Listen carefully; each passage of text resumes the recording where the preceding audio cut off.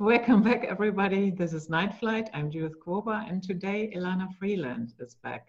Very happy to have her here. She's not doing a lot of interviews right now because she's still writing on her book that is about synthetic biology. Her website is elanafreeland.com. The other books are Sub Rosa America. There are a couple of them, Under an Ionized Sky, and Chemtrails, HARP, and Full Spectrum Dominance of Planet Earth. So welcome back, Elana. Thank you so much. Yes, thank you, Judith. It's been a long time. Yeah. A lot has happened. Oh my. Yeah, so here we are in the middle of a lockdown. Does that fit in with your book? Well, as far as the lockdown goes, I've been joking about it with people that this is how I normally live. I live in lockdown. Yeah, me too. Because I'm writing and I live a very quiet life. I'm alone most of the time, and I like living that way so that I can concentrate, and everything I write is so research heavy that I have tons of notes and books, and so for me it's been all right. I do miss the occasional nice meal out, but otherwise the lockdown itself is certainly not something I've had to adjust to. I'm very sad for the many thousands and thousands of people who are very affected by the economic lockdown that is now. People haven't even awakened to how huge it is. But as far as the COVID-19 and all of the awakening that has happened around it, I'm very happy about the awakening. It is a shame that we have to get into a situation in which we are suffering before most people wake up to what's going on. But that's the human frailty. That's been true for many millennia, I'm sure. So for me, I spent 3 weeks about doing very little writing, very little of the things I felt I should be doing, but I had to catch up on the many, many emails and articles and everything I had to keep reading in order to finally decide for myself what was really going on. And from the very beginning of it, back, I would think in February, whenever the Wuhan debacle happened, that was the moment. As soon as I heard the report, the first report, I knew it had to do with 5G. That was very clear to me because, I'll have a very big section on 5G and the Internet of Things in this synthetic biology book.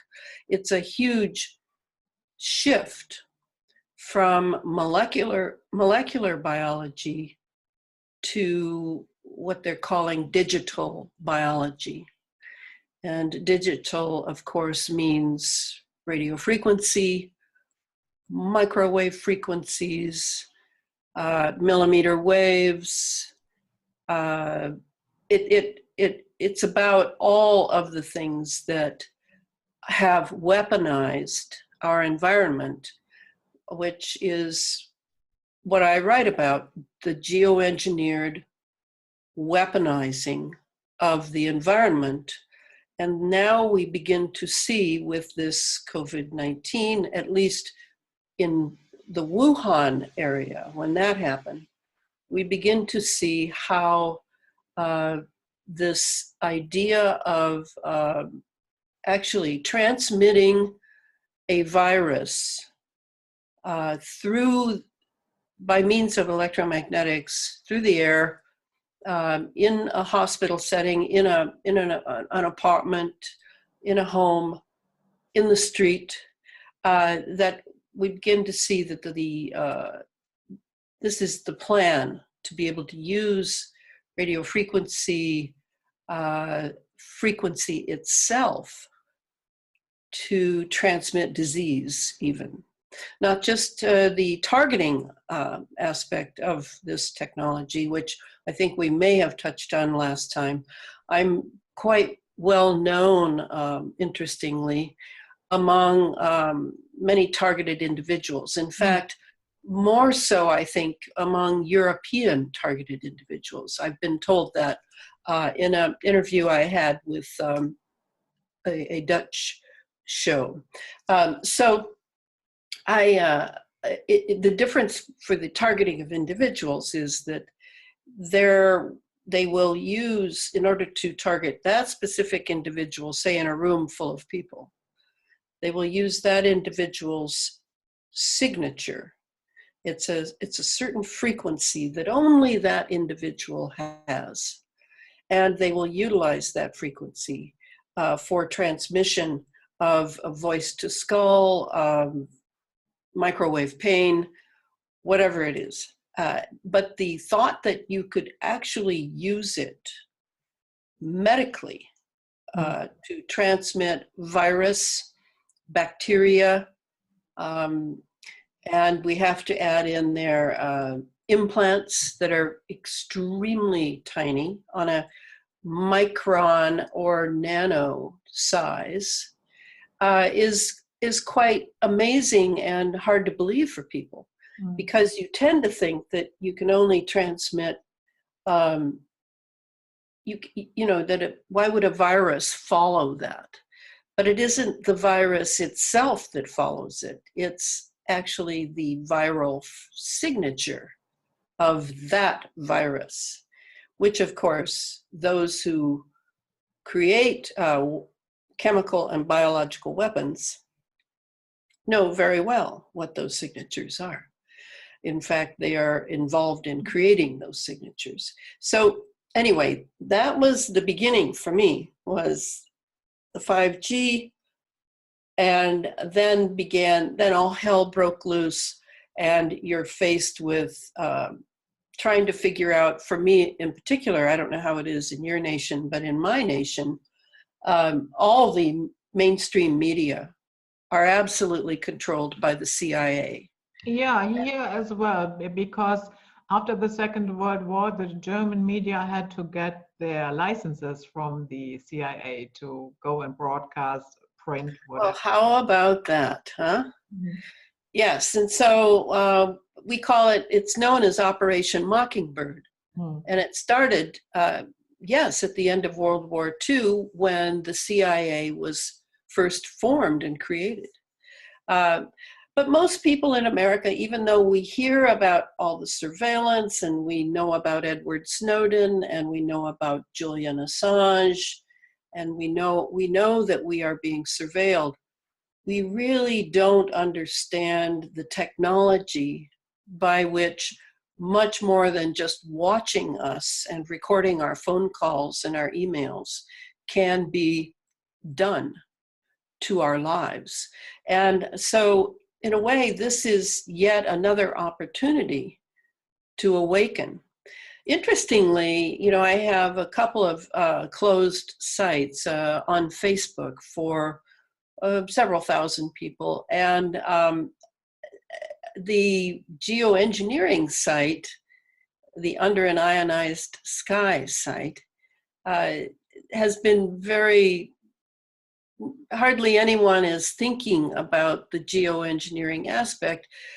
And it's been good for me because I see how little they understand what I've been saying for a few years now, that the geoengineering is very connected to nanotechnology.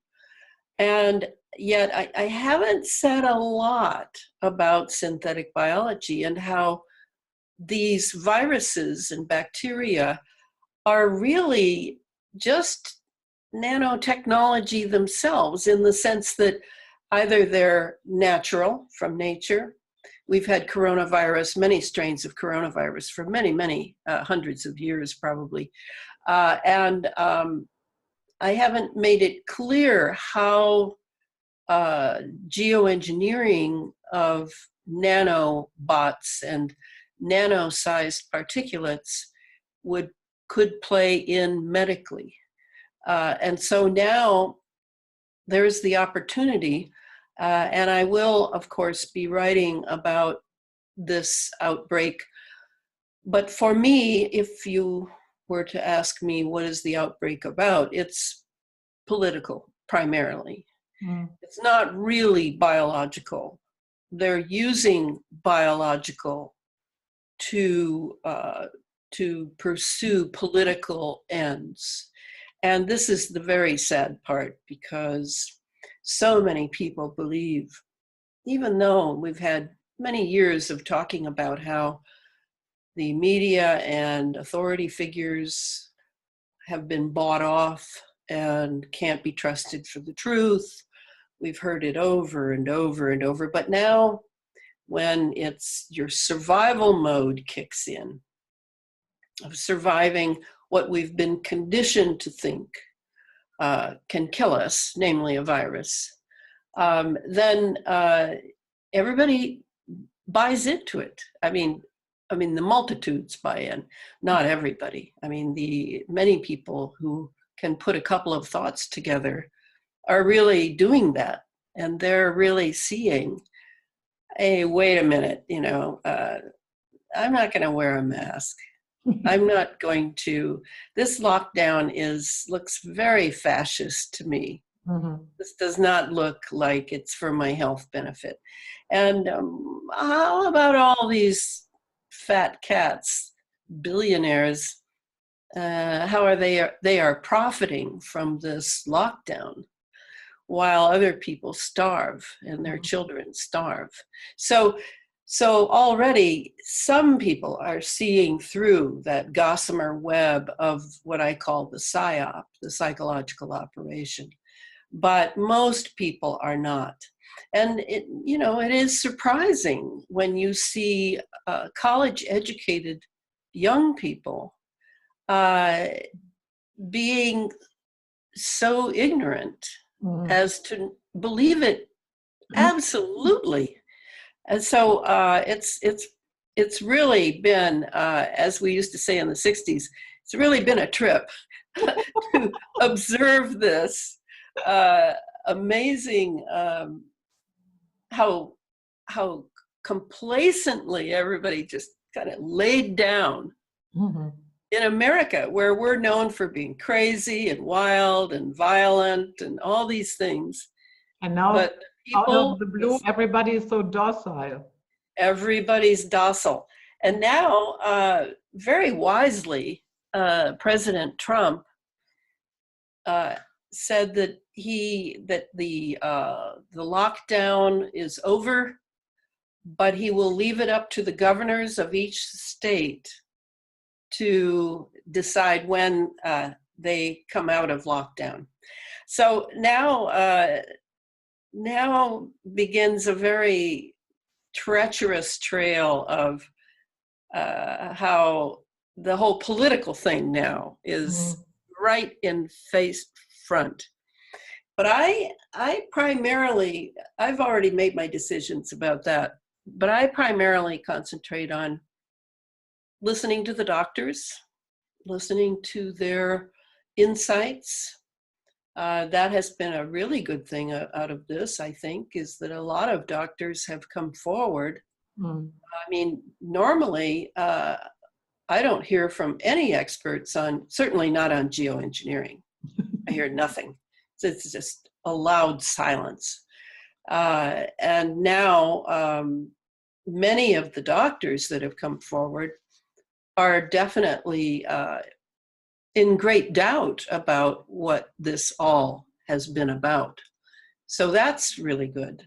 It's not, of course, those are the ones that people send me, right? Because they know what I stand for. I don't hear from the bought and sold doctors as to what they're saying and thinking.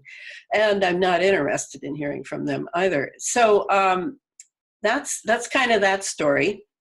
And meanwhile, I'm wading through all my notes, and my synthetic biology book, which is about a lot of things besides synthetic biology, will be out by this fall. Okay. And I have a good person doing the cover, and I have a couple of people who look for certain things for me, research. But basically, it's just me and paper. And, you know, I have a great deal saved on the internet as well from the web. So I have to go through all those articles and pull what I might be able to use. But it's always exciting to me to write a book. It's just that this book, above all, is much harder to write than the other books I've written, real interestingly. Yeah. Yeah.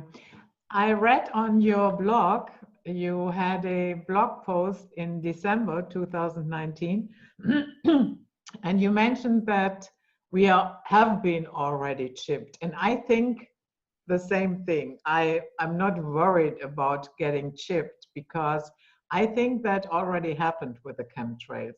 So do you think that will play a role further down the road with, yeah, let's say, triggering certain diseases in people? Oh, it's already, no, that's what happened with the Wuhan. That's exactly what happened.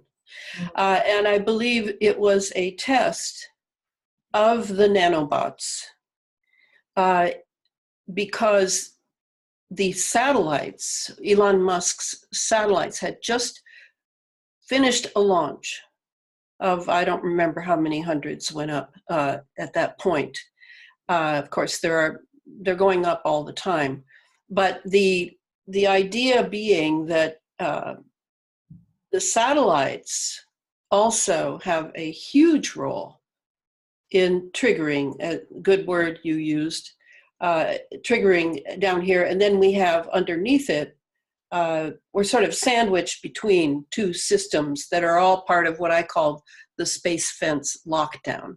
Mm. And the satellites are up there, and the infrastructure down here includes radar installations, ionospheric heaters like HARP, cell towers, Gwen towers, 5G installations, Internet of Things, all of it is part and parcel, because all of it, or a portion, a chosen portion, can be calibrated to work in concert with each other. And that's the key, is that they need to be able to be calibrated if you want a big operation in a certain geographic area, or you want a small operation like just an individual or a few individuals. So when the Wuhan thing happened, that was what I meant by the 5G, is that the 5G would have been the system by which the satellite could have activated that system in a particular weaponized calibration way. And immediately the programmed nanobots, awaiting, as I always like to say it this way, awaiting their master's voice, because they're robots. They're little tiny, and a nanoparticle, just to remind people, is 1/1000th of a meter. So you cannot see them with the naked eye, and you probably cannot see them with a low-powered microscope. And most people don't own electron microscopes because they're so cost prohibitive. But you can now and then, particularly in people who have Morgellons, which is yet another nanotechnology condition, you can see them moving together because these nanobots, programmed or otherwise, work as a team, you might say. They swarm, and they have a consciousness. And I don't know if I went into this last time. It's very important. The consciousness, like our consciousness, is around words and thoughts and feelings and a certain individuality. I mean, some people are very collective. They'll just do whatever the group is doing and will feel like it's like a religion that they have to do that. I think that's a lot of what's going on now. But other people are very individualistic and kind of weigh things and make decisions and then follow through. The consciousness of nanobots or nanoparticles, whether they are each individually programmed or not, is what is being called a swarm consciousness. Mm-hmm. And so I'm going to let that phone ring and just let it, okay, sorry, I forgot to unplug it. So when, say, something like Wuhan happens, where you have this... Please leave a message. Gosh, I'm so noisy. Okay, so the 5G, yes, I saw that right away. I immediately thought of the swarm in these people.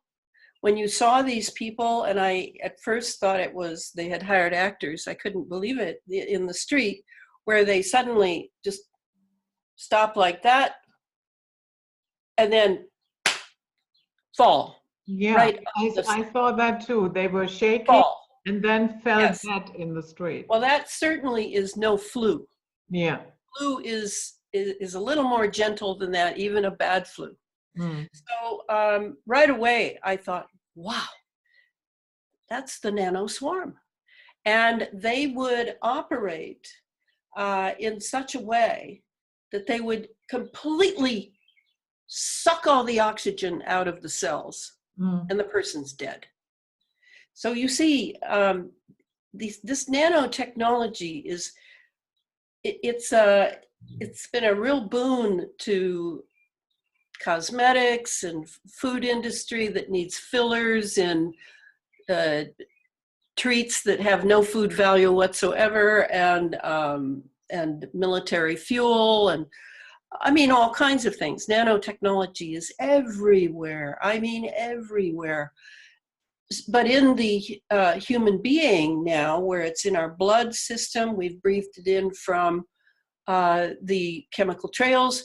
We've eaten it in genetically modified foods. This is why genetically modified foods are a very big deal, that most people think, oh, you're such an elitist, you eat organic.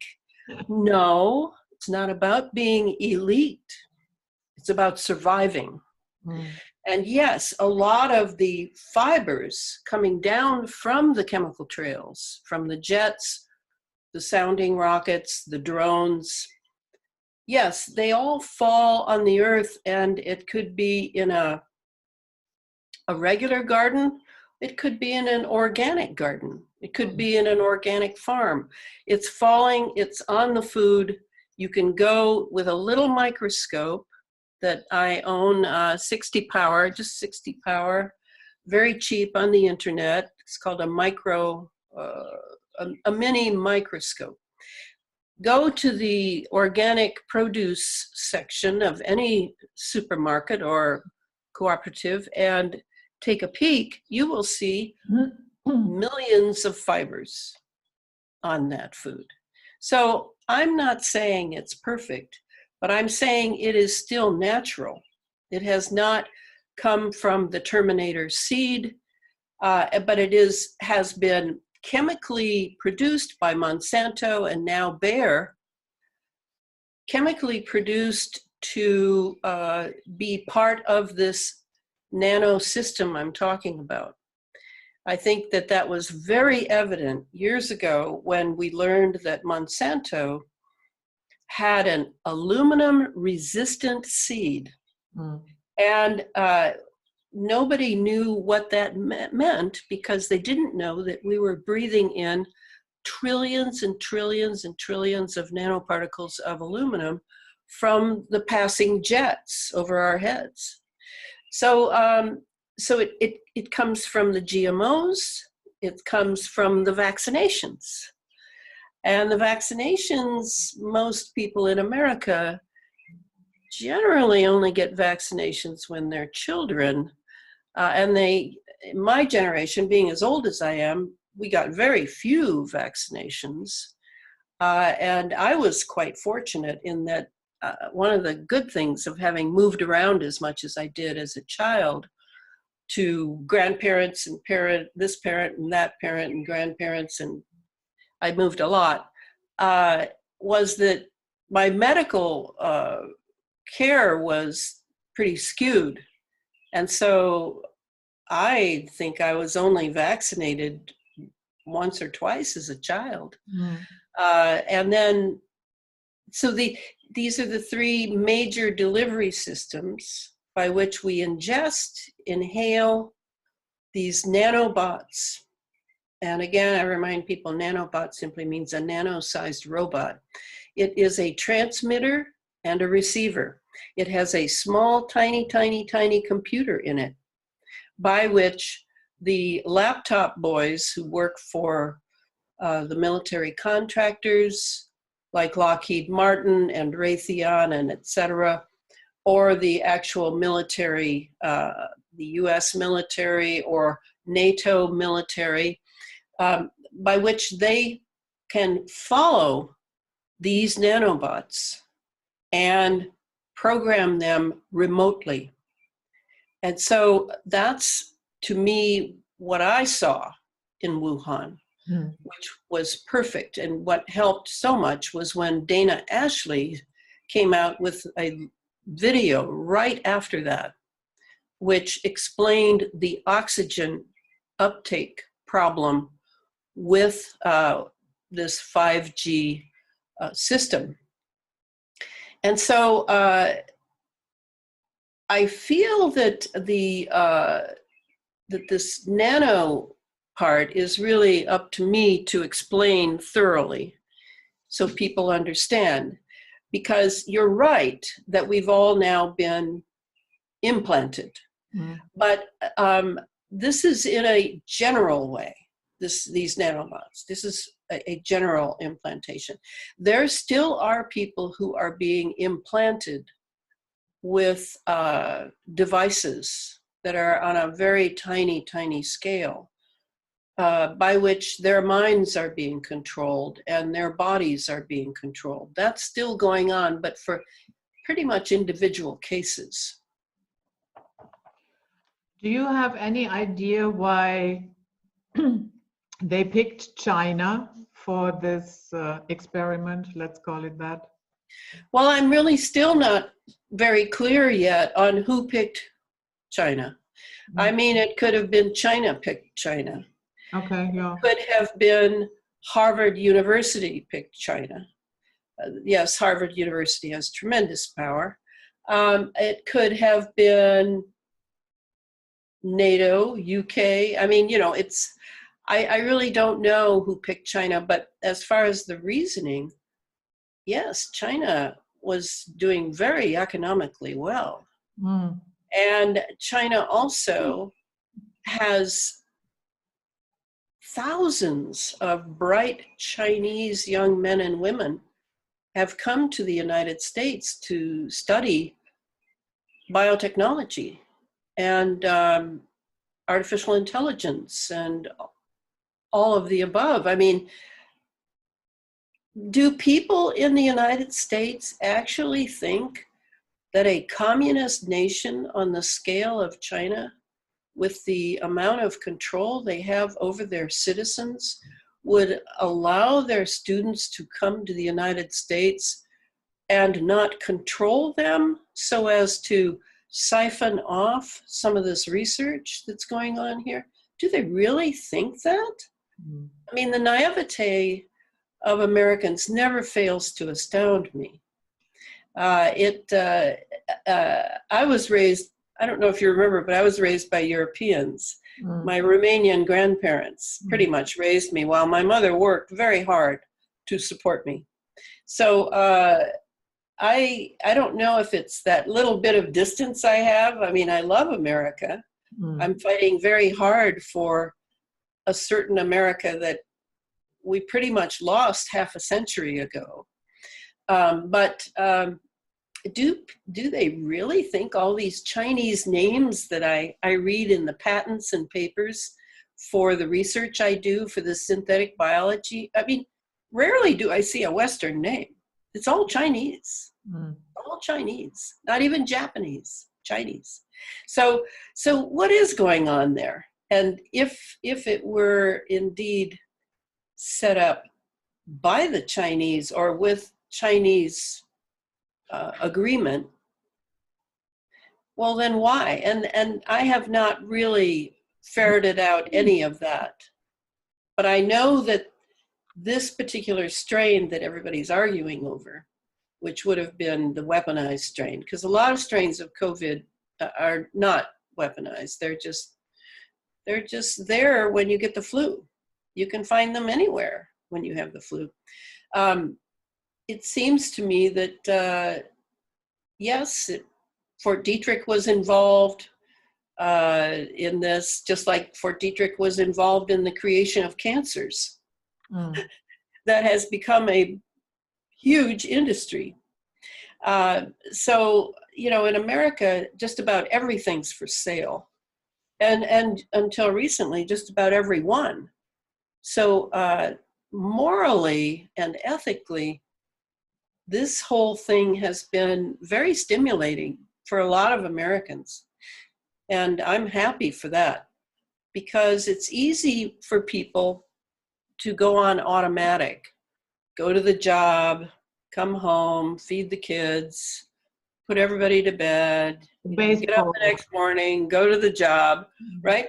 So this lockdown has had that very good silver lining, in that people have really had to spend time with each other, with their children, not just drop them off at school or daycare, and you know, and maybe have a few thoughts, maybe do a little bit of research, maybe question things and try to learn to talk to each other again instead of staring at the iPhone.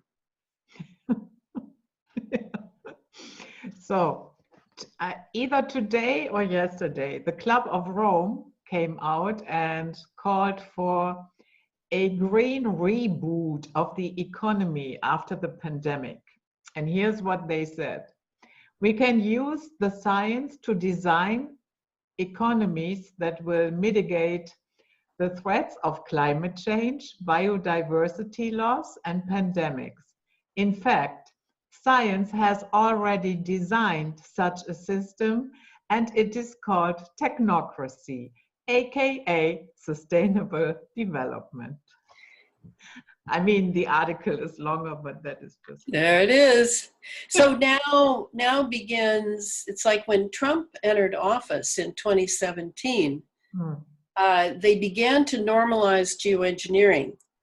Certain people would come out, like David Keith, the geoengineer that Bill Gates totally owns. And he'd said, yeah, well, we're going to have to do geoengineering, as if we hadn't been doing it for over 20 years. So they began to normalize it. They then decided there were some new clouds. So we have about a dozen new clouds, which are not even clouds as per yesteryear, which were actually had to do with particulates and moisture. These are chemical clouds that we have now. These are plasma clouds created by electromagnetics and chemicals from jets, rockets, and drones. And so they began to normalize those. They gave them a fancy Latin name, you know, all these clouds. It's quite hilarious to read them. I actually knew Latin when I was younger. I had 5 years of Latin, and I wasn't even Catholic. I loved Latin. And I would have taken Greek too, had they let me, but I did take Latin. So they've normalized the clouds now, and they even are now calling, yes, this is a cirrus. Let's see, this is a cirrus chemical contrail. This is cirrus contrail clouds. You know, I mean, it's spaghetti clouds. It's really, you know, it's not even that creative. But now, yes, they're already doing this with the UN Sustainable Development, Agenda 21, Agenda 2030, Agenda 20 whatever. And they're going to normalize the globalization of the world along with the fascist takeover on the people level.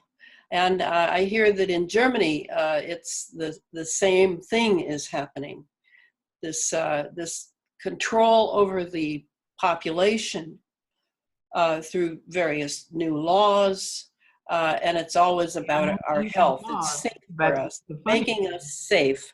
That's exactly how the Nazis spoke. They talked a lot about safety. Yeah, and that is, you know, something, I mean, okay, we have this very, very dark chapter in our history, Germany. So, and a lot of people, you know, they always had this sitting on that high horse. How could that happen? How could the Germans allow this? How could they have gone along with it? Sorry, guys, I'm seeing the same mechanisms at work right now all over the place. You are not one iota better. That's right. You can have your victory march over that, because that is exactly what's going on. The idea that propaganda can be so effective, and especially now, I mean, if you think of how the Nazis did it, well, they didn't have half of this equipment, this fancy technocracy equipment by which to program us. And had I not spent, you know, the last 40 years of my life being very research oriented and very turning up every rock and looking under it to see what was really going on, starting with the Kennedy assassination, going on to the entry of bringing the Operation Paperclip Nazis into America and turning them over our military bases and our universities and our hospitals to them to do their research. You know, I very well know what that did to this country, and the killing of a sitting president on TV, no less. So you could run it over and over of seeing Jackie crawling over the trunk, looking for her husband's brain in her hysteria over this terrible, terrible thing that happened in Dallas. I mean, you know, it has never been something I've wanted to put down as, okay, I'm done with that. No, I want to know how these people, if they are still human at all, I want to know how they think. I want to know what they're doing. You know, I don't want to go back to sleep. I couldn't go back to sleep, to tell you the truth. I want to know every detail of what's going on. And right now, one of the things going on here is a rumor, a persistent rumor. You can't get anything that's true out of the mainstream media at all in America, not at all. I never read any of that. I would waste 1 minute of my valuable time on those media. And I don't have a television. I've never owned a television. I don't want to see those talking heads that are paid millions per year to read cue cards. I don't want to know what they think. They don't think. That's the problem.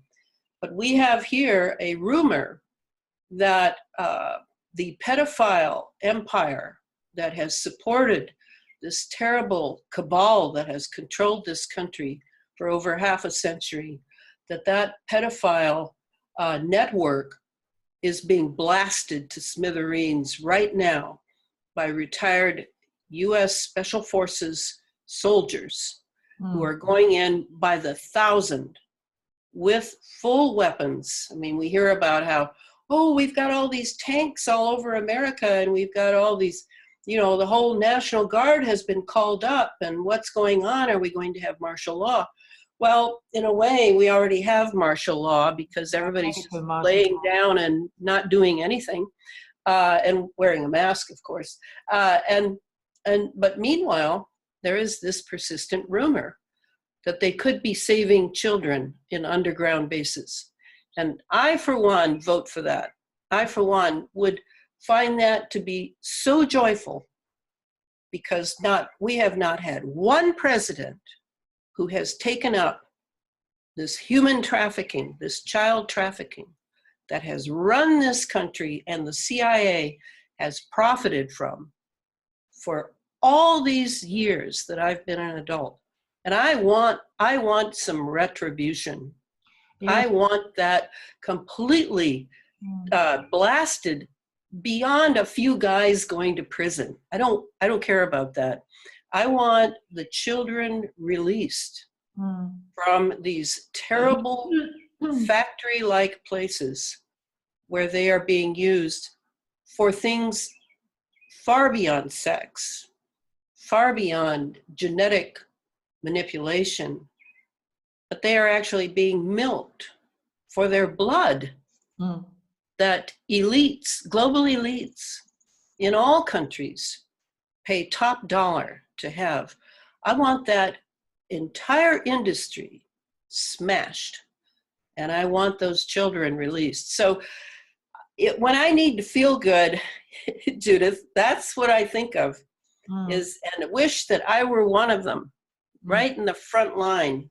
I would love to be one of those valiant warriors, if it is true. Now, I can't prove it in a court of law or even in the court of public opinion yet. But I do believe something's going on. Yeah, I can definitely see that. But I have my doubts about Donald Trump. Of course you do. Because his closeness to Jeffrey Epstein and other, nah. No, it's impossible to get any good news from mainstream media across the world about this Trump. I think, for me, the proof is that there is so little good news about this president, which indicates that some very powerful people do not want any good news about this president. And they don't want anyone knowing any of the positive aspects to this, just a human being in office for not even 4 years yet. I mean, come on. And all these people, these fat cats in Washington, D.C. have been there for all those years in power. All those years of criminal power. How long will it take? Well, I don't think that one man, and even with the best team around him, can do it all. Absolutely not. But I maintain hope that this was the very first thing he did when he got in office, was he went after pedophiles. And no one remembers that. I do, because that was the first moment I paid any attention to him. That was the beginning for me. And I saw, then he did the executive order, which disallowed anyone involved in human trafficking for taking any of their money out of the United States and leaving. Bam, law. So there's something going on, and we should not assume that all people in power in Washington, D.C. are all like the criminals we've had for all these years. I don't make assumptions. I follow what seems to be true and test it again and again and again, and then I make my decision, and then I may speak out. So now in Singapore, we see these robotic dogs controlling human distancing in public parks. Yes. And how about that? So what is coming down the pike there? Is it to you, will they at one point replace the cops with robo-cops? Do I care? I mean, most of the cops seem like robo-cops to me anyway. Okay, yeah. Yeah, I mean, to me, the more interesting question is, who's going to be able to remain human in this? Yeah. Or is it going to be like, the era that Germany went through of all these young men just following orders? And here, now that we have the brain technology so well developed, all these decades after Joseph Mengele, we've really got it down now with AI systems, synthetic systems, and who will be able to sustain their own humanity with this kind of technology operant through the 5G Internet of Things, where all of life we're being promised by the cheerleaders of artificial intelligence and singularity and transhumanism, who will be able to sustain their own thoughts in the wake of having radio frequency or microwaves penetrate to your brain, the brain having been entirely mapped. And will those be your thoughts? Will those be your feelings? This is the great challenge. I don't care about those mechanical dogs. They're just circuses, you know, in the old bread and circuses routine. They're just circuses. Better to look at the human being and see if you've got the discernment to decide if this is still a real human being or not. Yeah, I care about those dogs and other robots because with a human being, you still have a slight chance to talk some sense into them. But once, you know, an army of robots comes into your city, or they are shutting down a protest or whatever it is, they just go through with it. They don't care. No, they're run by AI. Yeah. They are run by AI. But what I'm saying is, I think that a lot of people are going to be run by AI. Yeah. Yeah. So I don't think you will have any margin of being able to talk to those people. I think it's the same thing, in other words. It's just that one is going to be very well disguised as a human being. They have eyes, they have a mouth, they smile. You know, you think, oh, a human being. Well, I'm not sure. I'm really not sure anymore. I know that's coming. There's no question about that. Is it here now? I'm not sure. And you think they will not be distinguishable? Well, not distinguishable by the people who say, oh, you know how people will say to you, oh, but he's so nice. And he turns out to be like a murderer or a pedophile, or, you know, oh, but he's so nice. Well, what kind of judgment and perception is that person using? They're using smiles, body language, the things we've used for centuries to decide if someone's a threat to us or not. What I'm saying now is we may have to develop our discernment a little better now in order to see. Now, there are certain people in Hollywood and in Washington, D.C., that I can look at their faces into their eyes, and I know nobody's home. Oh, yeah. I know it because I have trained myself to be like that. And I know several MK Ultra survivors who have also helped to train me. And so I have some discernment, but I don't have all discernment. So we all need to work on that. You know, it was called in the New Testament somewhere, a spiritual gift, the gift of discernment. It's not the same thing as intelligence. Mm-hmm. It's or intellect. It's not that, and it's not emotion either. But it's somehow a quality by which you can see if something really is how it presents itself. That's what we need to develop. The dogs are easy to see, the mechanical robotic dogs, easy to see. But these other robotic people who have somehow sacrificed their humanity and now have been subsumed or overtaken by something not just inhuman, but I would say anti-human. Mm. See, I live in that realm between this realm and the spiritual realm. I love that part of me. That's, you know, I'm from Romanians. We're all mystics in Romania. So I have that, I can do that crossover after years of studying Rudolf Steiner as well, who also taught me a great deal about discernment. I see what is coming, and I don't feel I can stop it. But what I can do is keep writing and talking after I have decided that something really is true, like the nanobots. I now know, yes, that is a means of control inside our bodies and brains.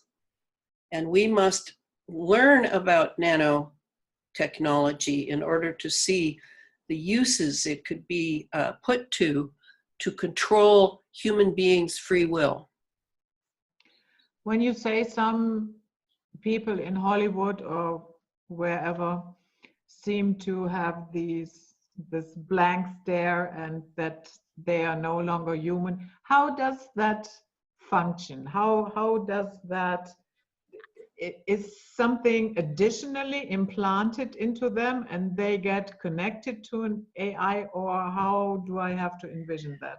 Well, I think that's a great question. And I think it's a question that we really have to think of over a great deal of time, because it's not just the technology that can do it. The technology, it's kind of like how things were during the World War II. You know how the Nazis were looking everywhere for occult wisdom.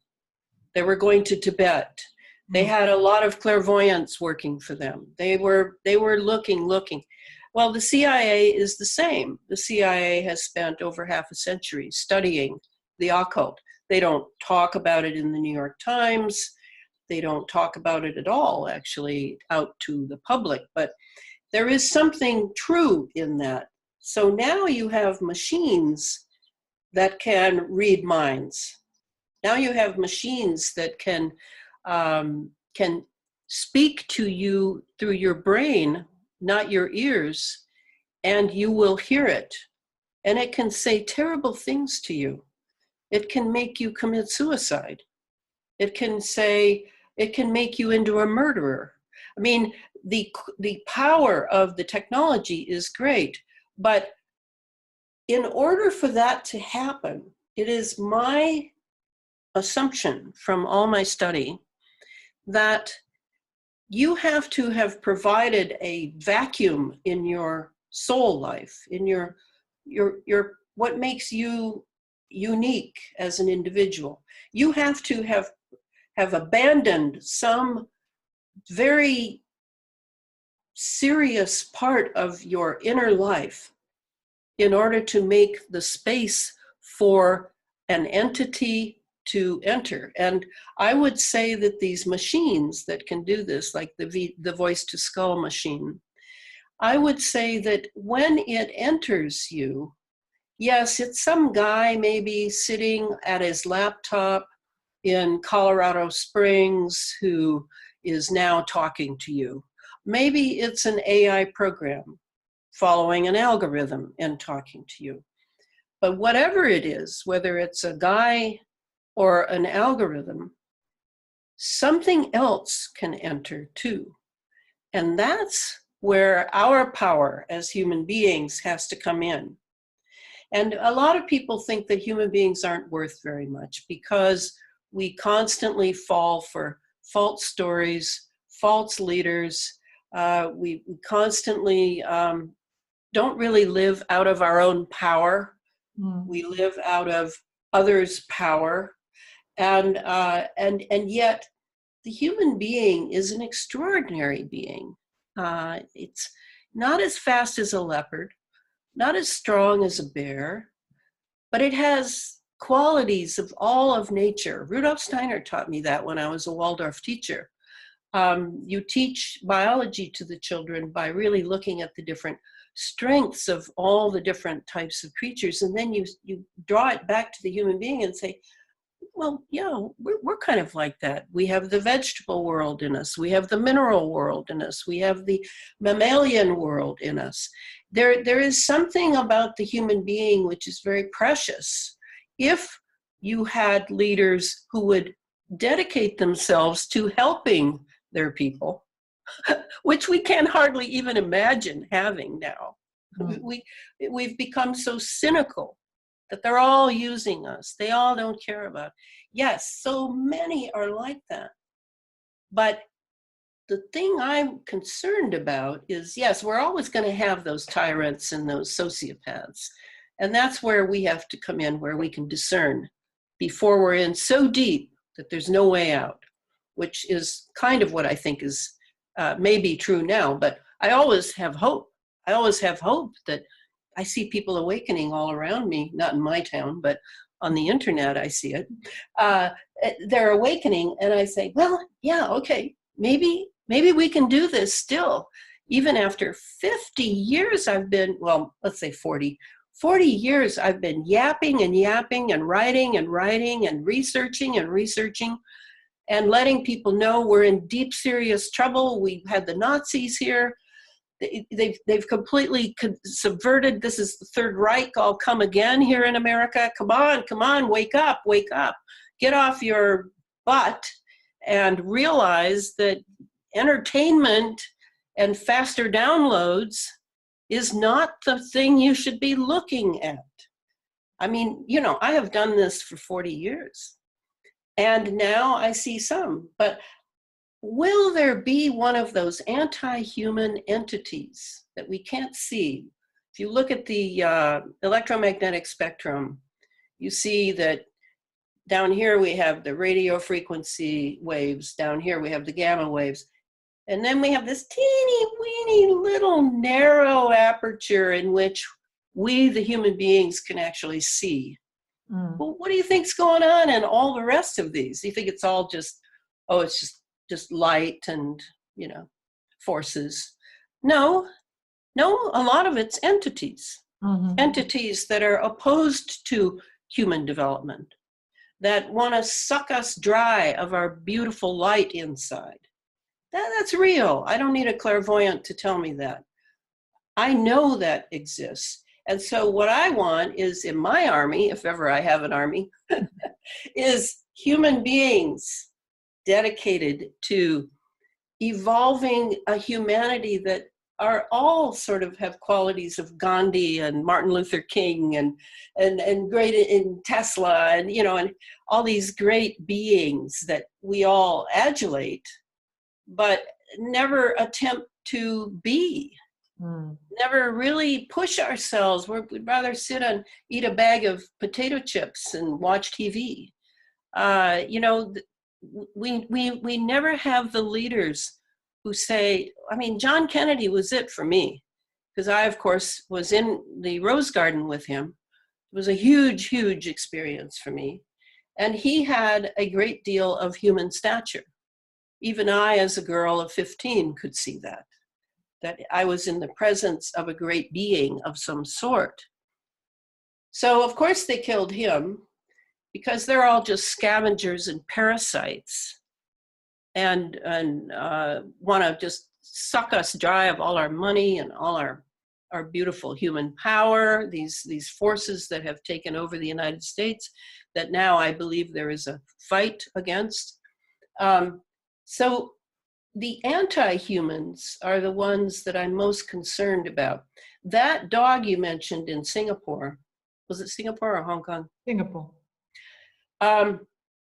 That's a machine, and it is doing the will of its AI algorithm. It's no more than that. Now, there may come a time when there's an army of them, like in the movies, where something does enter them. And you can't see it, but you can feel it. Because now you sense it, they have an intent. When you sense an intent in a machine, you are now in the realm of entities. And that's part of our discernment. I think it's exciting.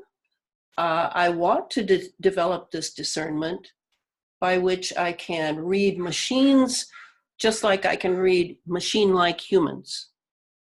I want to be able to do that because then I can be a better watcher over human events on the earth. And as I've said many times in talks I've given, this is my watch. I have a job. And I have tried to develop myself through knowledge and personal development, whereby I can do my job well, not just hang out on the couch and stuff my face and watch TV. So, you know, that's what I always try to say to people. I try to invite them, come join me. This is an adventure. This is exciting. We are in a good versus evil spiritual war going on for the planet and for humanity itself. And that is as clear as day to me. I can't believe some people can't see it. It's so clear to me after, you know, a lifetime of my preparation and my work. So I invite your listeners, join me in this, because this is an amazing time to be alive, where we can really evolve, because there are so many difficult situations. Yeah, and so many difficult potential. Yes, so many difficult. I mean, how do you tell if something's true or not? How do you tell if it's a lie? If you're being deceived? You know, I mean, it's very exciting. So we had Bill Gates, who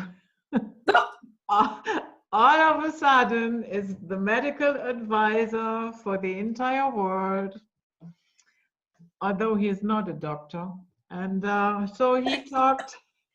He's a billionaire. That's more important than being a doctor. We all know that. Yeah, I mean, without him, the WHO, it's either submit to him or the beggar's staff. Pretty simple, actually. Well, and I think Bill Gates is a very good example. Is he still human? Oh, yeah. I'm serious. Yeah. What's going on in his... Yesterday, somebody sent me a picture, a photograph of his wife, whom I have said at times, I think she is his handler. And they sent me this picture, which really was quite amazing. She has a nice little gold Christian cross on a necklace. Yeah, Jesuit. Except it's an inverted cross. Mm-hmm. Yeah. So what are we looking at here? You know, it's subtle, but not hidden. And was it because the media, I don't know if you know this, Judith, I'm sure you must. The media is constantly used, mainstream media is constantly used by the bad guys to talk to each other and boast of their cool stuff. Yeah. And they'll do it in their own sort of language, you know, with numerology and utilizing people's last names as a double meaning. There's a lot of ways they do it. I've studied it for years because it's important to know. So when I saw that, I was like, wow, maybe I am right. Maybe she is his handler, because he's not really the same as he used to be. See, I remember how he was. I had a friend who worked for Microsoft, and so I sort of studied Bill Gates for a while when I was much younger. But this is not the same guy.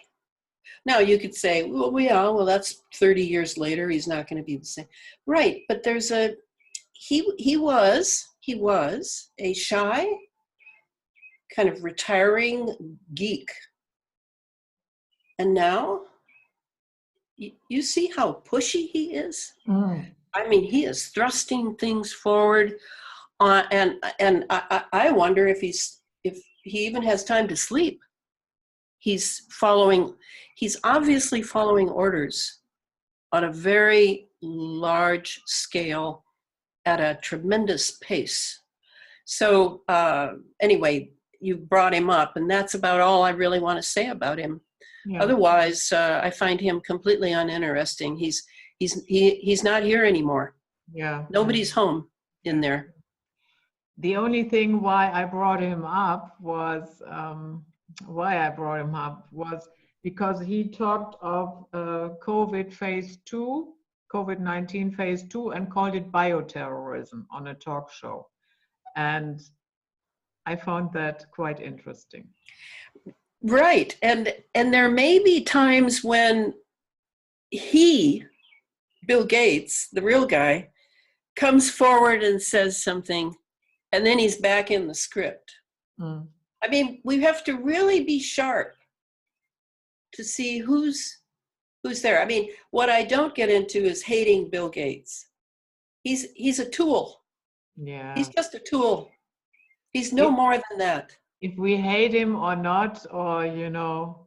Well, then we join them, don't we? Yeah. We join them, because that's how they are. Mm. They, the anti-human, you have to come to terms for yourself. What is human? For me, my model of a human being are the greats, whose biographies I've generally read. And they have, as a girl, they tremendously encouraged me to be a great human being, even though I didn't really know what that meant at that time. Mm. So I find hate to be, I'll have my moments where I'd like to tear somebody's throat out, you know. I mean, generally it's pedophiles. Those are the ones that really get me. But basically, no, hate takes too much energy. Yeah, and it burns you out so quickly. It really does. It's a burden. It's a tremendous burden, and in a way, you've gotten caught on it, because it's not. I really believe it is not innate at all to a human being. Not at all. We are basically a very high being, with very high stature, abilities, and feelings, soul life. So a lot of the negatives that now we've been taught to think is what humans really are, and all the young people who now hate us, they particularly hate my generation, the baby boomer generation. Everything's our fault. Well, not everything. Everything that isn't our fault is Trump's fault. That seems to be about how it goes. So for me, I try to be as noble a human being as I possibly can, and do the work that has been given to me by the divine world. And that is very, very real to me. I'm not talking Bibleese here. I'm talking real experience, that I have been given tasks, one after the other, and it is my greatest joy to do them. Yeah, but the ones that are playing this blame game, that are blaming your generation or Trump or whomever, they are not behaving much better. No, but it's, you know how it is. It's very hard to see yourself, right?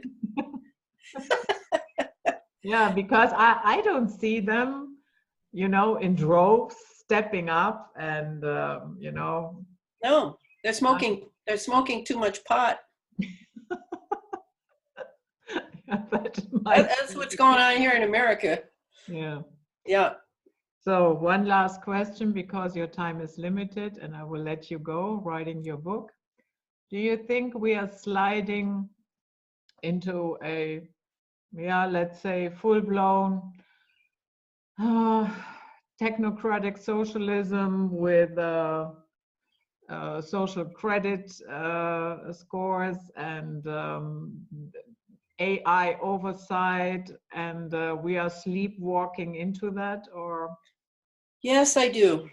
Okay. Yes, I do. I mean, even if I hold out some hopes for certain things to get better, I have to say that this technocracy, the technology, which is what my Under an Ionized Sky book goes very thoroughly into, the technology is all set up, basically. It's all here. It's set up. And the AI has developed beyond the D-wave quantum adiabatic computer, which is probably, may still be the most powerful on Earth, I don't know. But it's a very unique kind of computer that has a real consciousness, and not a swarm consciousness either. The D-wave computer, everybody should really take a good look at it. It's used at CERN, it's used at Lockheed Martin, it's used at Apple, it's used at Google, it's used everywhere where power is consolidated. The D-wave is there. Yeah. So we have this technology all set up, and we haven't done any discussion over the morality or ethics of any of it. The universities now are all run by the in America anyway, they're run by the military, because they always need grant monies for their labs and their biotech research. So they'll kiss anyone's feet who'll give them that kind of money. So where do people turn? Well, there really isn't anywhere. The churches are pretty defunct in a way, not really addressing the real spiritual issues of the day. So you know, you have to have compassion for people that they've let things go because they don't know what to do. Yeah. And they don't have the kind of individuality. America is not very good at building individuals. Individuals here have to really build themselves because the nation is very collective. Everybody belongs to secret societies or churches or institutions or foundations or whatever. There are very few real individuals that offer any type of, or are given any type of venue by which they can let people talk to people and let them know how they did what they did. So here comes the technocracy, and the question I have from Rudolf Steiner, he's very clear that humanity is going to have to resolve its issues with the machine. Mm. His hope was that, and he died in 1925, his hope was that we would be able to develop our morality and become truly moral beings, truly human beings, I would say, in the sense of the best sense of the word, before the machines came to fruition. But what has happened instead is the machines now are just beyond belief, and they're far in advance of what you or I know that they are. And now here we are. The machines are basically running our lives, and we have a very unclear idea of what being human is. Most people have no inner life. They don't spend any time on it. They consider it to be kind of frivolous, or maybe a waste of time or something, or too vague. It's too vague to have an inner life, which is really funny to me, given that my inner life is so rich and so real, you know.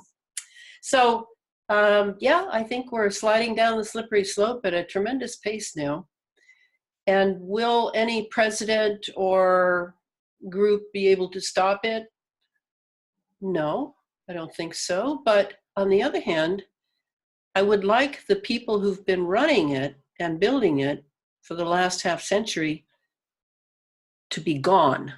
I would like them, they can be killed, they can be imprisoned, they can be anything, but I'd want them out, because I'm sick to death of this cabal that has been running the United States since the end of World War II. So we will see. We will see at that point, if that were possible, wow, things might look really different. To give you an example, very small example, and then I'm going to go. You know HAARP, wonderful acronym of the High Frequency Active Auroral Research Project, the ionospheric heater up in Gakona, Alaska, that we have all blamed for any number of sins regarding weather engineering and more.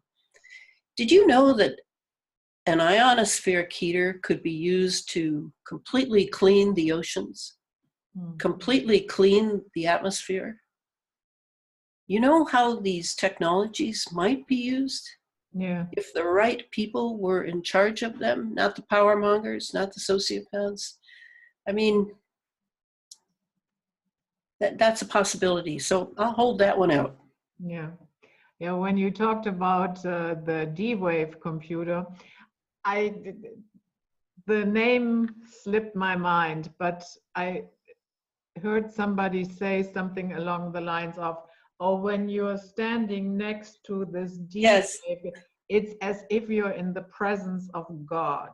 And I found Yes, that's Geordie Rose. Geordie Rose, the chief technology officer. He said, to be exact, if you have the what did he call it? The honor of standing in the presence of a D-Wave computer, it is as though you are standing at the altar of an alien god. And the word to pay attention to is alien. Alien, yeah. An alien god, yes. And Geordie was absolutely serious. He adores that computer, absolutely. He is run by that computer, I am sure, and whatever the entity is in it. Yeah. Elana, that was so interesting again. And I thank you so much for coming, because I know that you are very, very busy and you are awaiting another phone call. Oh, thank you, Judith. It's always a pleasure to be with you a little while. Yeah. So I will notify you when the video is up. And okay. Thanks again for coming. This was it, guys. Night Flight for today with the wonderful Elana Freeland. We see you next time. Bye-bye. All right.